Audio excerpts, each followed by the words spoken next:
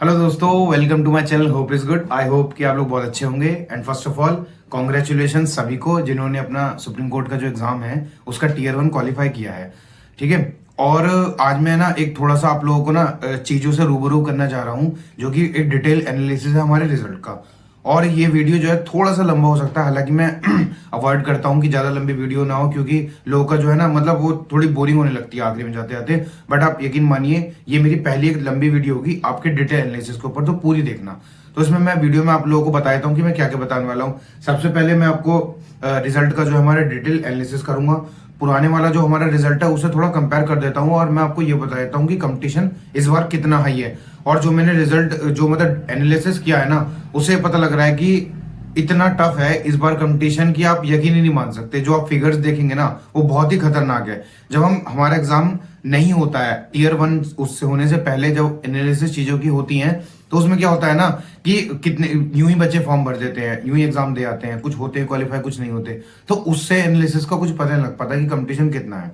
पर जब रिजल्ट आता है, कुछ बच्चे सिलेक्ट हो जाते हैं, नेक्स्ट के लिए आपको जाने वाले होते हैं, तब हमें पता लगता है कि जो रियल कैंडिडेट्स हैं, जो रियल जो कंपटीशन है वो किन लोगों के बीच में है। तो वो थोड़ा सा हॉरिफाइंग हो सकता है। ठीक है। ऊपर से हाँ, मैं आपको डिस्क्रिप्टिव राइटिंग के लिखने के 2-3 तरीके बता सकता हूं जो थोड़े आपको हेल्पफुल करेंगे। हालांकि देखिए, आप लोगों ने सभी ने टीयर 1 क्वालिफाई किया, अच्छे नंबरों के साथ किया है, तो आप भी बहुत अच्छे से जानते होंगे, तैयारी आप लोग भी कर ही रहे होंगे चीजों की।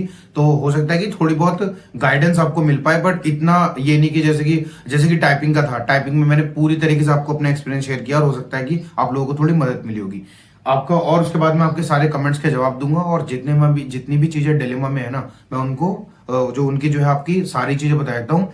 और बिल्कुल 100% तरीके से, कोई झूठ नहीं होती। और देखिए, जो कुछ कुछ वीडियोस ऐसी, कुछ कुछ टॉपिक्स ऐसे होते हैं जिन पर मैं जब तक खुद से वेरीफाई नहीं करता हूँ चीजें, मैं कभी कहता नहीं हूँ। तो मैंने आपको कहा था कि मंथ के आखिरी में जो आपका रिजल्ट देखने को मिलेगा वो आपको मिला। 28 का फरवरी था, तो 2 दिन शायद लेट हुआ, तो उसके बाद अपना रिजल्ट आ गया। तो वो भी चीजें, जो आपको बाकी चीजें मैं बताता हूँ और भी एग्जाम्स के बारे में, वो भी ठीक होता है। तो जो आज मैं यहाँ बात बता रहा हूँ वो भी 100% ठीक होगी। तो गाइज, मैं आपको सबसे पहले रिजल्ट का एनालिसिस करके बताता हूँ, तो आप मेरे साथ बने रहिए। तो गाइज, आप यहाँ पे देख सकते हैं कि जो पिछले साल का जो फाइनल रिजल्ट था, उसमें हमारी जो नोटिफिकेशन था उसमें नंबर ऑफ वैकेंसी के बारे में कोई भी डिटेल डिस्क्रिप्शन था नहीं। पर जब हमारा रिजल्ट आया तो इन लोगों ने 143 स्टूडेंट्स को जो है सिलेक्ट किया है, और जिनका जो रिजल्ट होता है वो करीबन करीबन आप यहाँ देख सकते हैं 1 साल के लिए वैलिड होता है। तो आप अगर छूट जाते हो तो थोड़े दिन बाद भी आप जाके ज्वाइन कर सकते हो, अगर इन्होंने दोबारा से वो वैकेंट पोस्ट को नई नोटिफिकेशन में नहीं निकाला है तो। यानी कि कहने का मतलब ये होता है कि ये लमसम एक वेटिंग लिस्ट होती है, और अगर मान लीजिए कि ये आपको इस लिस्ट में ज़्यादा कैंडिडेट को सिलेक्ट करते हैं, नंबर ऑफ पोस्ट नहीं, तो वो बाकी जो रेस्ट स्टूडेंट होते हैं वो हमारी वेटिंग लिस्ट में चले जाते हैं। अगर कोई बच्चा, ऊपर के बच्चे हमारी जो है वो छोड़ देते हैं पोस्ट अपनी, तो वो जो नीचे के जो स्टूडेंट्स होते हैं वो 1 साल तक इस पोस्ट में आके फिर से मतलब उनको जॉब मिल सकती है। तो ये वेटिंग लिस्ट का एक थोड़ा सा क्राइटेरिया होता है। तो पिछले साल तो ये चीज़ थी। अब मैं आपको थोड़ा सा ना मतलब ऐसे, अगर मैं आपको देखिए बहुत सारे पीडीएफ अगर खोल के दिखाऊंगा तो पूरा नहीं पता लग पाने का है कि क्या सिनेरियो क्या नहीं। और इसमें मुझे ऐसा लगता है कि इस बार नंबर ऑफ वैकेंसीज थोड़ी इंक्रीज हो सकती हैं। वो मैं इसलिए मैं आपको बता रहा हूँ कि देखिए, अब यहाँ पे थोड़ा सा ना पेन पेपर में आपको पूरा अच्छे से समझा पाऊंगा। आप देख सकते हैं कि लास्ट ईयर जो है ना 17-18 में स्टूडेंट अपीयर्ड हुए थे। यहाँ पे आपको देख सकते हैं 39,814।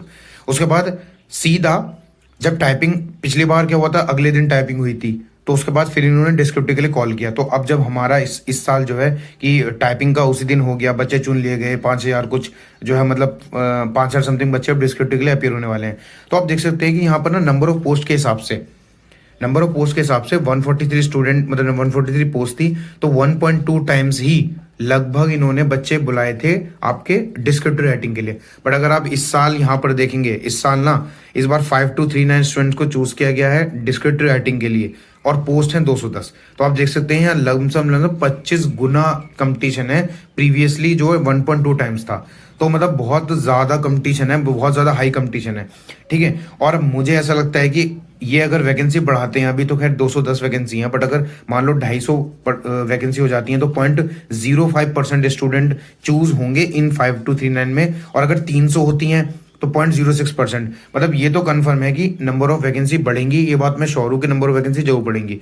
इसका ये भी है कि जो इन्होंने ना कट ऑफ इस बार देखिए दोनों ही उसमें सेम रखी कि भाई 50 उसमें चाहिए, और आपका अगर हम अकॉर्डिंग टू नोटिफिकेशन बात करें तो दोनों ही चीज़ों में कट ऑफ बिल्कुल सेम थी और बच्चे इतने ज़्यादा चूज कर लिए गए। अब इसका दो कारण है कि अगर इतने बच्चे नहीं चूज करने थे तो या तो कट ऑफ को हाई करते थोड़ा सा ताकि बच्चे इसी फिगर में आ जाएं, ये वाला जो फिगर है हमारा इस फिगर में आ जाए, बट ऐसा हुआ नहीं। तो हो सकता है कि नंबर ऑफ वैकेंसीज थोड़ी इंक्रीज करें। ठीक है, डिस्क्रिप्टिव राइटिंग का जो इस बार जो कंपटीशन हो सकता है वो बहुत ज़्यादा हाई है और कुछ बच्चे मेरे से पूछ रहे हैं कि सर ये डिस्क्रिप्टिव राइटिंग होगा कब, तो उसके लिए भी मैं आपको पूरी तरीके से प्रूफ के साथ दिखा सकता हूँ। ये देखिए, जो हमारा पिछली बार जो एग्जाम हुआ था, मतलब पिछली बार जब हमारा डिस्क्रिप्टिव राइटिंग का जो रिजल्ट पब्लिश हुआ था वो 7 सितंबर 2018 को हुआ था और वो जो एग्जाम कब कराया गया, वो कराया गया 23 सितंबर 2018, लमसम 13-14 दिन के आसपास। तो आप यहाँ से देख सकते हैं कि मैंने जो आपको अपने प्रीवियस वीडियो में बोला था कि जब हमारा रिजल्ट आएगा तो उसके 15 दिन बाद ही एग्जाम करा लिया जाएगा, वही बात मैं आपको आज भी बता रहा हूँ कि ये एग्जाम अब 14-15 मार्च के आसपास होने की पूरे चांसेस हैं। तो आप मतलब लाइक पूरा मतलब बैठ जाइए तैयारी करने और इम्पोर्टेंट टॉपिक पे जो उस पर भी मैं बात करूंगा कि क्या क्या इंपॉर्टेंट टॉपिक हो सकते हैं आपके। ठीक है, अब मैं आपको कुछ और चीज़ दिखाता हूँ। देखिए, तो दोस्तों कुछ लोग जरूर थोड़ा सा इस बात को सोच रहे होंगे कि मैं जो ये पेपर पर लिख के ये फिगर्स के साथ खेल रहा हूँ तो इसमें इंटरव्यू का क्या रोल है, और इंटरव्यू के बारे में तो कुछ बताया नहीं है। तो मैं आपको बता दूं कि इंटरव्यू जो है एक क्वालिफाइंग मार्क्स का है। मैं ये मान सकता हूँ कि जो इंटरव्यू में जो बच्चे चूज करे जाएंगे मतलब ज़्यादा बच्चों को कॉल किया ही नहीं जाएगा, या ये बात क्लियर है कि ज़्यादा बच्चों को कॉल नहीं किया जाएगा और इंटरव्यू क्वालिफाइंग नेचर का है तो उसके मार्क्स से कोई फर्क नहीं पड़ता। तो जहाँ पर मार्क्स के साथ होता है, जहाँ पर पढ़ लिख कर रिटन एग्जाम होता है, जहाँ ज़्यादा कंपटीशन है वहाँ पर बात करना ज़्यादा इंपॉर्टेंट है। तो उसके लिए मैं आपको देखिए डिस्क्रिप्टिव राइटिंग का पूरा वो बता देता हूँ। ये पिछले साल का हिसाब है और जहाँ तक हम देख रहे हैं ना, सुप्रीम कोर्ट अपने पिछले साल के हिसाब से ही चीज़ें को चला रहा है। तो आप यहाँ पे देख सकते हैं कि 2 घंटे एग्जाम है, 100 नंबर का एग्जाम है, ये भी ध्यान रखिएगा। और हाँ, डिस्क्रिप्टिव राइटिंग के एग्जाम नंबर जो होंगे वो आपकी फाइनल मेरिट में काउंट होंगे। आप इस बात को फिर से जान लेंगे कि डिस्क्रिप्टिव का पूरा होगा और जो भी आपके इंटरव्यू के जो मार्क्स होंगे वो आपके इंक्लूड नहीं होंगे फाइनल मेरिट लिस्ट के अंदर, केवल डिस्क्रिप्टिव के होंगे। अब टाइपिंग और हमारा जो रिटन एग्जाम है उसको हम क्लियर कर चुके हैं। अब हम नेक्स्ट स्टेप हमारा जो है डिस्क्रिप्टिव राइटिंग का है। तो आप यहाँ देख सकते हैं कि 2 पैसेज हैं हमारे 30-30 नंबर के, जिसको 5-5 मार्क के इस तरीके से डिवाइड करा गया है। और उसके बाद एक पैसेज और है और एक 40 नंबर का पैसेज ऐसे राइटिंग है हमारा, जो कि एक बहुत ज़्यादा कॉमन टॉपिक है। इसमें कोई ऐसा नहीं है कि मैं ये कह दूं कि करंट टॉपिक्स के बारे में आपको पढ़ना है या इंपॉर्टेंट स्पोर्ट्स और मतलब like role of media in modern India. तो ये वो चीज़ मतलब देखिए, हर बार जब एग्जाम हर साल जब एग्जाम लिए जाते हैं तो जरूर नहीं है कि प्रीवियसली चीज़ों को दिमाग में रख कर कराया जाए। पैटर्न वो हो सकता है बट चीज़ें अब बदल रही हैं। तो इसका मतलब ये है कि मैं आपको सजेस्ट ये करता हूँ कि सबसे पहले तो आप ना न्यूज़पेपर पढ़ना शुरू कर दीजिए। अगर मान लीजिए कि आपका लक बहुत अच्छा हुआ और ये एग्ज़ाम थोड़ा सा भी डिले हो जाता है ना, मान लीजिए कि 1 महीना डिले हो जाता है, मैं इन केस लेके चल रहा हूँ, तो आपको बहुत हेल्प मिलेगी। अदरवाइज आप इस तरह के पैसेजेस को आप जो है ना डेली थोड़ा सा न्यूज़पेपर पढ़ना शुरू कर दीजिए और एक टॉपिक दिन में, चाहे वो कोई भी हो, वुमेन एम्पावरमेंट के ऊपर हो तो वो, या फिर आपका किसी पॉल्यूशन के ऊपर हो, या फिर आप कोई भी हो मतलब कोई राइट्स के बारे में हो, या फिर कोई भी करंट टॉपिक के बारे में हो, वो जो भी आपके टॉपिक चल रहे हो ना उनको आप थोड़ा सा अच्छे से पढ़ लीजिए।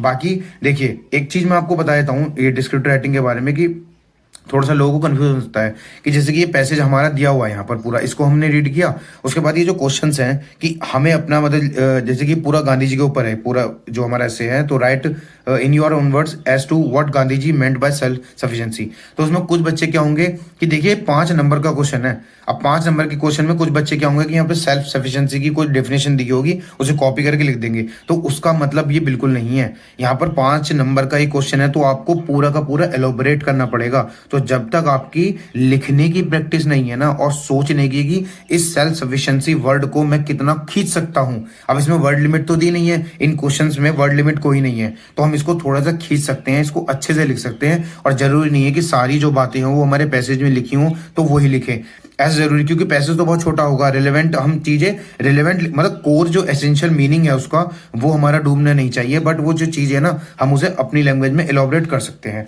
चीज़ें हम जो पॉइंट्स है ना वो हम पैसेज से उठा सकते हैं छोटे छोटे, बट उनके बारे में हमें खुद ही लिखना पड़ेगा। इस तरीके से ये आप समझ के करिएगा कि जैसे कि हम टेंथ क्लास में था तो जो भी हमारा जो वो होती थी स्टोरीज जो होती थी, तो उनमें हम उनके जो कोर मीनिंग्स होते थे उनके ऊपर पूरी की पूरी लैंग्वेज लिखते थे कि क्या ये पैसेज कहना चाह रहा है। तो ये उस तरीके से क्वेश्चन आएंगे, ठीक है। बाकी जैसे कि आप यहाँ देख लीजिए, यहाँ पे देख सकते हैं कि 5 जो हमारी ये जो वर्ड है इनके सिनोनिम्स वगैरह पूछे हुए हैं। तो पैरा 1 में तो थोड़ी सी आपकी मतलब वो भी अच्छी होनी चाहिए, वोकैब भी अच्छी होनी चाहिए। तो मैं ये थोड़ा सजेशन है कि आप थोड़ा सा वोकैब भी अपनी रिवाइज कर लीजिएगा। जब आपका एग्जाम हुआ था तो तब तो आपने पढ़ी होगी अच्छी से, बट दोबारा कर लीजिएगा। इस तरीके से सेम पैसेज है दूसरा वाला भी। और यहाँ पर आपकी एक ऐसे राइटिंग है। ऐसे राइटिंग के लिए मैं आपको आप मेरे ग्रुप पर जा सकते हैं, होप इज गुड पे। वहाँ पे एक बुक मैंने आपके लिए मतलब शेयर करी है, तो वहाँ पे बहुत सारे टॉपिक्स हैं, उनको आप एक बार रीड कर लीजिएगा। और मैं ये स्ट्रांगली रिकमेंड करता हूँ आपको कि एक टॉपिक पर आप डेली एक ऐसे लिखें जो कि लमसम 600 वर्ड्स का होना चाहिए था। आपकी लिखने की प्रैक्टिस बहुत अच्छी होनी चाहिए। जब भी कोई चीज़ें याद करें तो उसको आप जरूर लिख कर देखें, ताकि आपको ये कॉन्फिडेंस आ जाए कि हाँ मैं 20 मिनट में ये 600 वर्ड का ऐसे लिख सकता हूँ। तो ये भी बहुत इंपॉर्टेंट है। टाइम मैनेजमेंट का भी थोड़ा सा इंपॉर्टेंट रोल है। फिर वो टाइम वहाँ पे हो जाएगा। आपको आपके साथ दिक्कत क्या आएगी कि पैसेज में आप ढूंढते चले जाएंगे और इतना आपको ये टाइम बचेगा ही नहीं। तो टाइम मैनेजमेंट करके देखना ताकि आपका अच्छे से हो। जैसे कि इसमें आप देख सकते हैं यहाँ पर हमको जो टाइमिंग है ना वो 2 आवर्स की है लगभग। तो 2 आवर्स का मतलब ये है कि आप अपने पैसेज में आप 40 मिनट दे दीजिए और बाकी उसमें आप डिवाइड कर सकते हैं बहुत अच्छे से। तो ये तो डिस्क्रिप्टिव के लिए। अब बाकी मैं आज या कल के मतलब कल में आपको टॉपिक्स भी बता दूंगा कि क्या क्या इंपॉर्टेंट टॉपिक हो सकते हैं इस साल के हिसाब से, क्योंकि एग्जाम हुए अब काफ़ी टाइम हो गया। तो अब जो रिसेंट एक्टिविटी हुई होंगी मैं उनमें आपको एक टॉपिक बता दूंगा। ठीक है गाइस। अब मैं आपको एक बहुत ही ज़्यादा इंपॉर्टेंट बात बताऊंगा जो आपको मोटिवेट कर सकती है, और जिन लोगों के नंबर कम है उनको कोई डरने की जरूरत नहीं है। दोस्तों, आप जो भी लोग डर रहे हैं ना कि लाइक हमारे मार्क्स बहुत कम हैं, थोड़ा सा लो कॉन्फिडेंस आप लोग फील कर रहे हैं, तो उनके लिए मैं बहुत अच्छी चीज़ आपको प्रूफ दिखा रहा हूँ इसी रिजल्ट में जो पिछले साल का है, जिनसे आप बहुत मोटिवेट हो सकते हैं। और कंपटीशन को, अपनी तैयारी को किसी भी पॉइंट पर ना इसलिए कम मत होने देना कि हमारे जो मार्क्स हैं वो औरों के मुकाबले बहुत कम आए हैं। तो मैं आपको एक चीज़ दिखाता हूँ जिससे आपकी आंखें खुल जाएंगी और आप बहुत खुश होंगे और अभी से लग जाएंगे एग्जाम में। तो मैं दिखाता हूँ, देखिए। जिन लोगों के भी जो है मार्क्स बहुत कम है, जिनके अपने रिजल्ट कार्ड में मार्क्स कम आए हैं और तब भी वो क्वालिफाई हुए हैं, पर वो डर रहे हैं कि भाई कंपटीशन तो इतना हाई है, कैसे हमारा सिलेक्शन होगा कम नंबर पे। तो मैं आपको एक बहुत अच्छी चीज़ दिखाता हूँ कि देखिए ये जो है ना पिछले साल का जो हमारा रिजल्ट है, फाइनल रिजल्ट। और ये बंदा जो है नवीन बिजलानी, इसका नाम हम कॉपी करते हैं और इसके मार्क्स देखते हैं कि कितने आए थे। ठीक है। और ये हमारी जो लिस्ट है, आप लिस्ट ना खुद भी देख सकते हैं, इनकी साइट पे पड़ी हुई है। ये हमारी लिस्ट है और हम इसके अब यहाँ पर कॉपी करते हैं। ये देख सकते हैं कि मैंने यहाँ पे नवीन बिजलानी नाम का कॉपी कर दिया वर्ड, और इसके अब मार्क्स हमारे खुल के आ जाएंगे। तो आप ये देखिए इसके मार्क्स इस बंदे के यहाँ पे। तो आप देख सकते हैं कि ये भाई जो है हमारे नवीन बिजलानी, इनका ये आप देख सकते हैं मार्क्स। तो इनके केवल पेपर में 60 नंबर थे। ये आप देख सकते हैं कि इनके केवल 60 नंबर थे। उनके कंप्यूटर में जस्ट पासिंग मार्क्स 13 नंबर थे। ठीक है। 60 नंबर वाला बंदा इतने सारे कंपटीशन में 143 नंबर ऑफ पोस्ट में सेलेक्ट हो गया, और जो कि यहाँ पर जिसका लिस्ट में ना रोल नंबर 1 पे लिखा है, मतलब मेरे सीनियर नंबर 1 पे लिखा है। तो आप समझ सकते हैं कि जिनके भी नंबर 60 हैं, या फिर आप कह सकते हैं कि 55 हैं, या फिर आप मतलब 65, मतलब जो लो कैटेगरी में जिनके मार्क्स आए हैं, तो आपको डरने की कोई बात नहीं है। आप पूरा का पूरा तैयारी करिए, फाइनल तक जाइए। अभी क्या है ना, डिस्क्रिप्टिव राइटिंग बहुत बड़ा इंपॉर्टेंट रोल है जिसका। अब देखिए मैं टाइपिंग की बात तो इसलिए नहीं कर सकता क्योंकि उससे हम आ गए हैं। तो अब मैं आपको इसलिए समझाने की कोशिश करता हूँ कि ये बंदा आखिरी में भी सेलेक्ट हुआ है, यानी कि इसकी टाइपिंग भी अच्छी होगी। और इसके मार्क्स जो थे यहाँ पर, ये मार्क्स बहुत कम थे, मतलब 60 नंबर थे। और यहाँ पर अगर मैं देखिए, यहाँ पे मैं कितने बच्चों का आपके सामने देखिए, यहाँ पे 80 नंबर सर्च करता हूँ। 80 नंबर देखिए, ये एक बंदा है यहाँ पर। मैं मतलब ऐसे तो नहीं बोलूँगा इनका नहीं सिलेक्शन हुआ, ये अर्पण चौधरी। अब देखिए मैं इसका नाम यहाँ पर कॉपी करता हूँ, 6 यहाँ पे कॉपी करता हूँ, और मैं इसका फाइनल रिजल्ट में नाम देखता हूँ ना यहाँ पर जब ये, तो देखिए इस बंदे का नाम यहाँ पर है ही नहीं, तो कोई रिजल्ट फाइंड नहीं हुआ। तो आप देख सकते हैं ना कि जो बंदे बहुत ज़्यादा मार्क्स ला रहे हैं और मतलब कहीं ना कहीं इनकी लैग रह गया होगा कि कंपटीशन डिस्क्रिप्टिव में नहीं हो पाए होंगे, तो वो उन लोगों ने भी फाइनल सिलेक्शन लिया है। और मैं आपको बता दूं कि ये तो मैंने आपको दिखा दिया कि जिन लोगों के नंबर जो है कम है, 60 के आसपास हैं, तो उनको डरने की जरूरत नहीं है। तैयारी करिए बहुत अच्छे से। ठीक है। आप लोगों का फाइनल सिलेक्शन हो सकता है। और देखिए जितने भी हमारे एग्जाम्स होते हैं ना, जैसे कि सीजीएल होता है, तो उसमें क्या होता है कि हमारा जो जगह होती है, यानी कि लोकेशन जो हमें मिलती है, उसके हिसाब से हमारी नंबर वगैरह वेरी करते हैं। तो ये तो एक ही फिक्स पोजीशन की जॉब है। ऐसा भी नहीं है कि अगर आप नीचे आए हैं तो आपको कुछ और बना दिया जाएगा, और ज्यादा आए तो आपको कोई और पोस्ट मिलेगी। एक ही पोस्ट है। अभी तक लिखी 210 पोस्ट है, पर मुझे ऐसा लगता है कि नंबर ऑफ पोस्ट जो है इंक्रीज होंगी। मैंने आपको बता दिया है कि जो हमारा डिस्क्रिप्टिव का जो पेपर है वो 15 या 20 दिन के अंदर हो जाना चाहिए। मुझे ऐसा लगता है कि हो जाएगा। तो ऑलरेडी एग्जाम बहुत लेट हो चुका है, तो उसके हिसाब से आप अपने आप को तैयार कर लीजिए। ग्रुप में मैंने डिस्क्रिप्टिव की बुक शेयर करी है, मेरे कुछ अपने हैंड रिटन्स वो थे, वो भी मैंने बहुत पहले मैं शेयर कर चुका था। मुझे लगता था कि चीज़ें जल्दी होंगी, बट अपने ही एज यूजुअल टाइम पर चीज़ें हो रही हैं, ठीक है। और बाकी हाँ, कुछ क्वेश्चंस हैं, जो कमेंट्स हैं, जो लोगों के मतलब मेरे यूट्यूब पे लिखे हुए कमेंट्स में आए हैं कि कंप्यूटर के मार्क्स, मतलब कंप्यूटर में कुछ लोगों के ना 12 पॉइंट समथिंग है, तो वो लोग थोड़े कंफ्यूज हैं कि हमारे 12.9 है तो राउंड में हम पास होने चाहिए थे। तो सॉरी यार, वो 13 का पूरा क्राइटेरिया है उनका, 13 होंगे तो ही आप पास होंगे, ठीक है, वो बात हो गई। और कुछ लोगों के साथ ऐसा प्रॉब्लम भी आया है कि उनको ऐसा लगता है कि उनकी टाइपिंग ठीक गई थी, उनके एरर बहुत कम होंगे। तो देखिए, वैसे तो अब कुछ हो नहीं सकता, बट अपनी खुद की सेल्फ सेटिस्फेक्शन के लिए आप क्या कर सकते हैं कि आप उनको एक आरटीआई डाल सकते हैं। आप अपना पैसेज जो आपने वहां टाइप किया है वो उसको आप मंगा सकते हैं, तो उससे आपका पता लग जाएगा कि आप लोगों ने वहां पे क्या गलती की है, क्या नहीं करती है, उतनी तो वो लोग आपको भेजेंगे। आप क्या ना, मिनिस्ट्री ऑफ एजुकेशन में एनटीए, नेशनल टेस्टिंग एजेंसी आ जाती है, उसी को आप वहां पर अपनी क्वेरी लिखिए, 10-12 क्वेश्चन लिखिए, अपना पैसेज मंगाइए, तो आपको वो वहां पर पूरा आपका पैसेज आ जाएगा, ठीक है। वो तो आपके खुद के लिए कि चलो भाई हमारा ऐसा आ जाए। कुछ लोगों का सवाल ये है कि हमारे नंबर जो फाइनल मेरिट बनेगी वो किस तरीके से बनेगी, तो मैं आपको वो भी क्लियर कर देता हूं। देखिए, 100 नंबर का एग्जाम था, 25 आपका 25 के कंप्यूटर के मार्क्स थे, तो 25 को जो आपके कंप्यूटर के मार्क्स थे वो तो इंक्लूड होंगे, ठीक है। 25 आपके नंबर होंगे, तो 125 तो अभी जो टीयर 1 का है वो आपके मेरिट में काउंट होंगे। पर जो लोग टाइपिंग में जिनके नंबर 50 में से किसी के 40 हैं, किसी के कुछ हैं, किसी के 25 हैं, तो मैं आपको बता दूं टाइपिंग के मार्क्स इंक्लूड नहीं होंगे बिल्कुल भी। टाइपिंग में आप कितने भी लाएं, आपकी एक्यूरेसी, जो इनका एक मिनिमम क्राइटेरिया था कि 25 की सॉरी 35 की स्पीड विद 97% एक्यूरेसी, जिन लोगों ने वो क्वालिफाई कर लिया है वो पास हो गए, और बाकी 50 से आपके जो टीयर 1 में मार्क्स थे वो आपके ऐड हो चुके हैं। तो सबसे बड़ी बात यही है कि अब आपको 100 नंबर का डिस्क्रिप्टिव का और पेपर होगा, तो यानी कि 125 प्लस 100 यानी कि 225 में से आपकी फाइनल मेरिट बनेगी।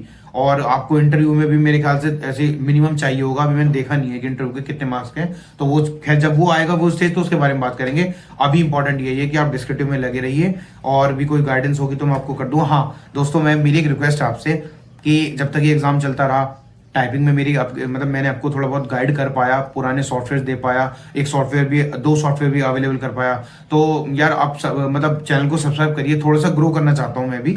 और आप मुझे इंस्टाग्राम पे भी फॉलो कर सकते हैं, मतलब आप सवाल पूछ लीजिए, मैं कभी भी ऐसा नहीं होता किसी के सवाल को जवाब ना दूं, तो आप मुझे वहां पे भी फॉलो कर सकते हैं। मैं चाहता हूं कि थोड़ा इंस्टाग्राम पे भी ग्रो करूं मैं, और बाकी जो है ना, मैं अपनी वीडियोस कब लेके आऊंगा, किस टॉपिक पर लेके आऊंगा, इसकी नोटिफिकेशन मैं इंस्टाग्राम पर ही देता हूं, तो आप गाइस आप मुझे वहां पर फॉलो कर सकते हैं। और बाकी हाँ, मैं थोड़ा सा आजकल बिजी चल रहा हूँ, तो डिस्क्रिप्टिव के जितने भी टॉपिक होंगे, मैं चाहता हूँ, मतलब मैं आपको सजेस्ट करता हूँ कि लमसम आप 50 टॉपिक तैयार करके जाइएगा, तो अब आपको कोई काम तो होना नहीं चाहिए अब आप। और मैं डिस्क्रिप्टिव राइटिंग के लिए, देखिए आपको रीडिंग करना है न्यूज़पेपर, और हैंड रिटन जो डिस्क्रिप्टिव लिखना है वो आप दिन में आधा घंटा प्रैक्टिस कर सकते हैं।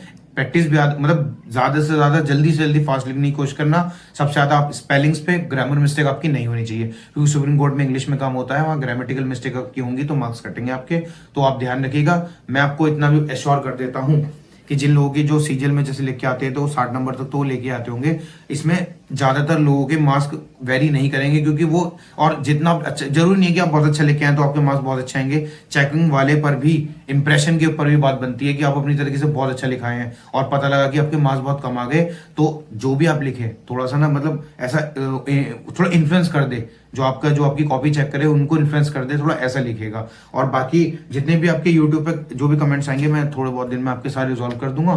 तो बस इतनी ही वीडियो थी। बाकी गाइज आप मुझे शेयर कर सकते, मतलब मेरे चैनल वीडियो को शेयर करिए, कमेंट करिए, लाइक करिए और सब्सक्राइब करिए होप इज गुड को, और इस तरीके से ही आगे बढ़ते रहेंगे साथ मिलके। और मैं चाहता हूं कि जैसे कि सभी लोग धीरे धीरे करके ना इस दलदल से बाहर निकल आए। मैं सरकारी नौकरी की तैयारी को दलदल ही मानता हूं, क्योंकि जो लोग फंसते चले जाते हैं ना, काफी डिप्रेसिंग रहते हैं। मैं नहीं चाहता कि लोग डिप्रेस रहें। अच्छी खुशी से एक सर्टेन टाइम पीरियड लेके आप अपनी तैयारी करिए और फोकस रखिए अपने एग्जाम्स पे। दिल्ली में पोस्ट है, बहुत अच्छी पोस्ट है, तो गाइज इस तरीके से पढ़ते रहिए। Bye, take care.